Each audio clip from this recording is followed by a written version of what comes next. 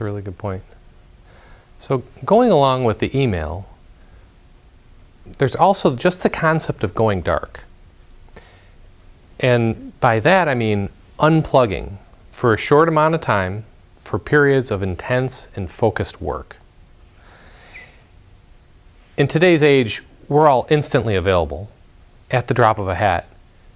Somebody calls us, then they text us, then they email us, and they'll try over and over and over again. And then when we do talk to them in a couple hours, where were you? I was trying to get a hold of you. Years back, I had actually been taught that the phone is for your convenience and for the convenience of your business. If people need to get a hold of you, that's fine. But if we're focused on what it is that we need to accomplish in our world for our purpose, that's our highest priority. Now, there are times when there will be an emergency, and in that case, as soon as you get the message, you'll be able to tell, oh, this is an emergency, and you'll be able to respond accordingly. But there's a benefit to cutting out all of the noise and really being able to pull yourself in to just work on what's absolutely critical for you. And by doing that, we'll all see the benefits. Why don't you also talk about how young people don't know how to focus? Because they've been programmed to do all those things. And how it's hard for them to stay focused on a topic for longer than 20 minutes.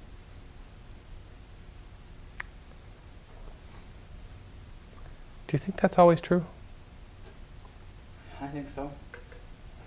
I find it very hard to, it's almost like after a certain period of time they got to get up and, it's like they can't stay still. They can't, it's like they're waiting for a distraction. Right. When it doesn't come, they create one. I find that in the younger workers. That's my personal. Right. But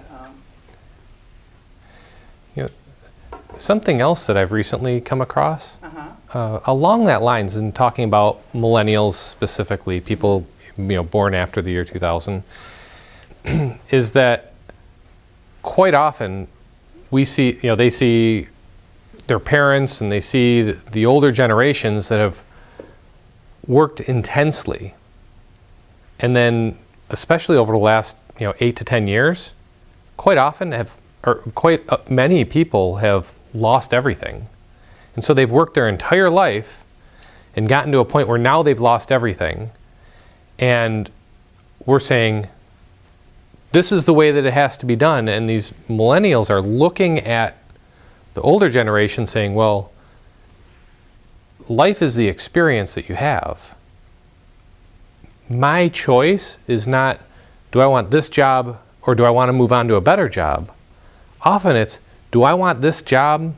And with this job, am I going to get not only potential opportunity for advancement, but am I going to get an opportunity to better myself, to create personal fulfillment, and also to gain a mentor or somebody to help show me the way to move on?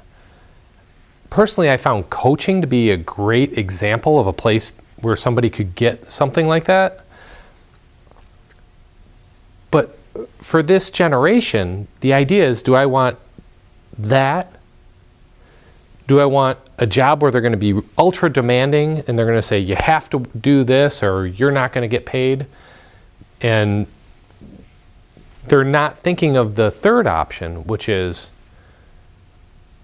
do I want to travel the world and make a living writing travel blogs or being on social media and actually creating an income like that, like hundreds and hundreds of people are doing right now? And so the competition isn't corporation to corporation. The competition is, are you going to offer mentorship and an opportunity to grow? Are you going to offer a tremendous amount of money that maybe is very enticing? Or are they going to take the opportunity to grow personally, spiritually, with their experience and create a magnificent life of travel?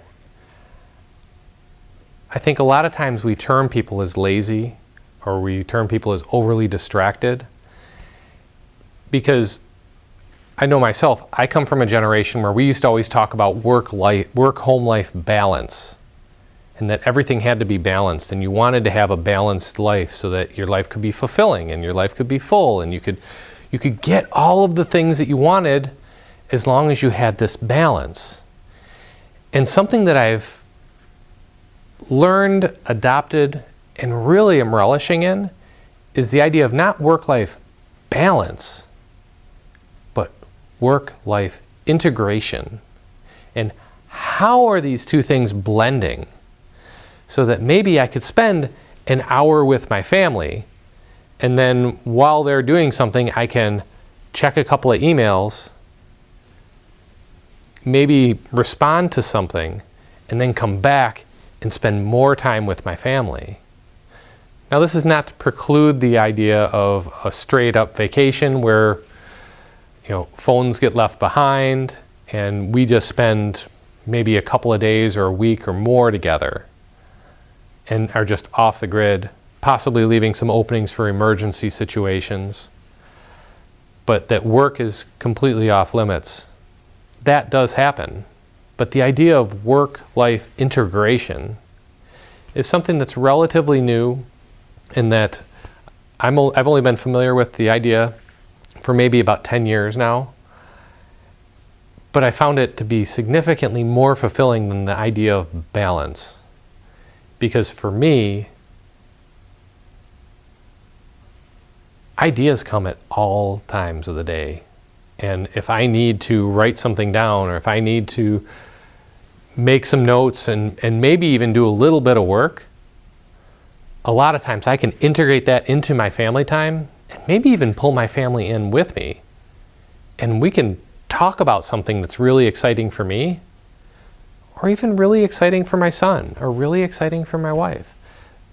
Those are the types of things that can help to bring a family together. And I know growing up in a family business, my father and I were always involved in his business, even when I was 9 years old. And I'm sure I just made tasks harder for him, because we all have a 9-year-old. Well, maybe we don't, but I remember being 9 years old and helping at work, helping to pack boxes and helping to put stickers on things. And I'm sure a lot of it needed to be redone, because I was a typical 9-year-old. But work-life integration, I think, is really the next step, and really takes a very progressive look at and reorganizes the idea of work-life balance.